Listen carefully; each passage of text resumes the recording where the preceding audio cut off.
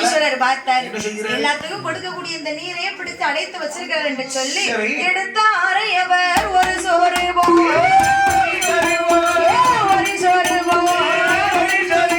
ஒரு காகம் போல் வடிவம் கொண்டார் ஒரு சோறு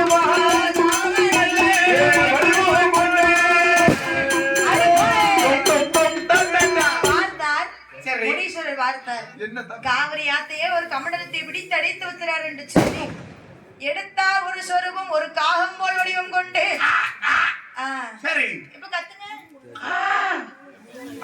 இன்னும் 3 நாளைக்கு காகம் போல வடிவம் கொண்டு அந்த கமண்டலத்தை தட்டி விட்டார். அப்போ தண்ணீர் எல்லாம் அப்படியே நீர் விரித்து பறந்து சென்றுச்சு. அதாவது முனீஸ்வருடைய அருளாலே காகம் தட்டி அந்த நீர் விழுந்த காரணத்தாலதான் இன்னைக்கும் அது காவிரி என்று பெயர் இருக்கிறது. ஆமா